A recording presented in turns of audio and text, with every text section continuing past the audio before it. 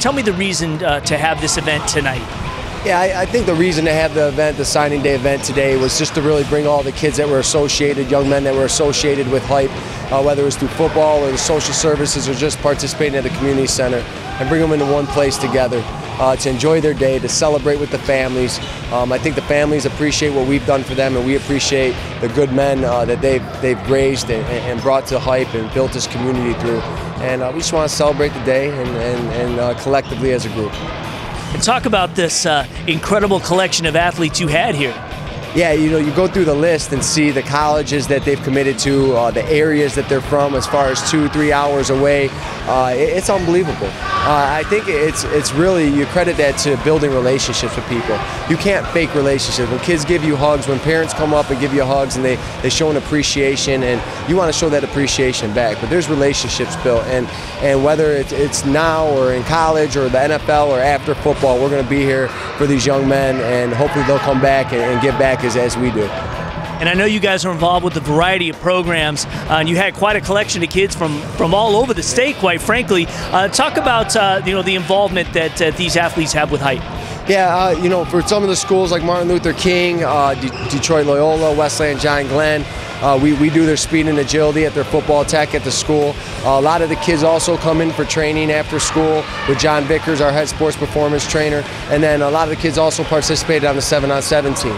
But you can bring different walks of life, different religions, different ethnicities and whatnot, and they can all come together, and they have a love for each other now. They became a family at Hype, and I think that's what we're most proud about.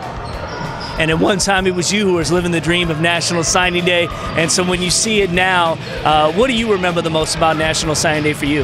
Yeah, for me, being on the 10th team in the country in USA Today, and I think you're naive as a high school student and a high school football player, so a lot of offers falling off from Division I's or interest, and then having to go through the circuit of Division II's and going to test.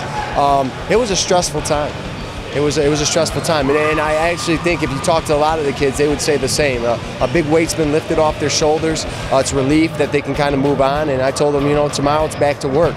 You're at the foothill of the next mountain. But that's why I really wanted to carry on this day of celebration, because it goes by in the blink of an eye, and it's fast and it's quick, and we want to make sure that every part of it was celebrated with all the people that they care about. You played college football. What's the best advice you could give these kids? The best advice I could give is prioritize. Understand while they're not normal. And when I say normal in the sense that they've been given a God-given gift to play this game of football, to pay for their education, and don't waste these 4 to 5 years on going backwards. Progress and excel in the right manner. Use the experiences of football to build yourself as a man and in life, and then see where that takes you. Don't take anything for granted. If they really put what they want into it, they're going to get challenged mentally and physically in this game, especially in college. They're going to be better for it, and they're not going to have any regrets. So what's next for Hype? Next for Hype is just starting the 7-on-7. I know how a lot of people might feel about it. We try to do it the right way, include the social services, the education. We're going to have a great 7-on-7 team this year. We got Tyson Smith playing for us, John Kelly, Tyrone Miller, Jam Saba, a lot of good football players. Just enjoy that, and we're not about showing off. We're about development. I have a great coaching staff from Brother Rice to River Rouge, Southfield, Northfield, West Bloomfield. Just working with the kids. We enjoy this. I remember always wishing that football would be part of my life through the NFL.